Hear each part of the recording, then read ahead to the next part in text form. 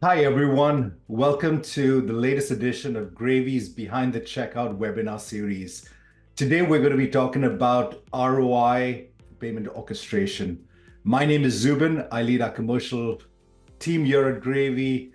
Prior to Gravy, spent 7 years working on Google's consumer products organization, worked at an intersection of payments, fintech, big tech, banking. Prior to that, over the last 2 decades at Visa and HSBC. Joining me on this call as a fellow panelist is our very own Olga, our Chief Financial Officer. Olga, why don't I turn this over to you to introduce yourself? Thank you for having me, Zubin. I'm very excited to be here leading this webinar with you today. Olga Tish here, Gravy CFO, 20 years of experience in finance, most of those years within the payments industry, including working for companies like PayPal and Braintree. And as I like to put it, within the finance function, all we do is maximize that ROI for our shareholders. Amazing, Olga. I'm really excited to have you with us today. Before we dive in, I thought it'd be worthwhile for the attendees for us to take a sort of a step back and look at some of the macroeconomic trends that are driving the adoption of payment orchestration. I was reading a report in November published by the US Department of Commerce that stated that in the US, digital commerce was projected to attribute about 1.1 trillion in revenue just in 2023. That's about a 10-12% increase over 2022.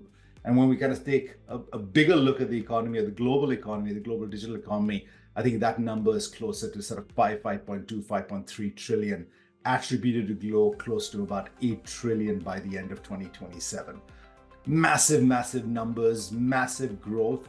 And all this puts a ton of pressures on businesses that are looking to sort of make sure that they're able to keep up with the consumer demand for payments. So with that background, or with that sort of context in mind, Olga, I'd love to turn this back to you to sort of talk about what are some of the key benefits of orchestration in the context of consumers or merchants. Yeah, so Sorry. in my opinion, there are four main areas where a business adopting payment orchestration will see benefits. They ultimately contribute towards the same thing, which is the business profitability, the business bottom line. So the first one is around reducing technical debt as you get access to payment services and all those anti-fraud services via one single API integration. The second one is around growth and driving growth and uplift in conversion by customizing payment options in real time at checkout. Then another one would be around optimizing auth rates and reducing costs with dynamic retries and network tokenization, which goes hand in hand with anti-fraud management and least cost routing, which you and I, Zumi, will cover in more detail as we go through this webinar.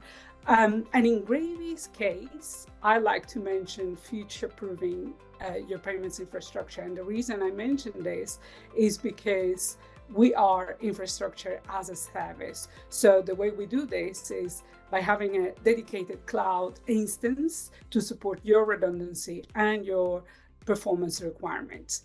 So most importantly, if I put this into perspective, the true benefit of an orchestrator, again, especially in the case of infrastructure as a service, is that these four main areas, when you add them up, they are actually greater than the sum of their parts.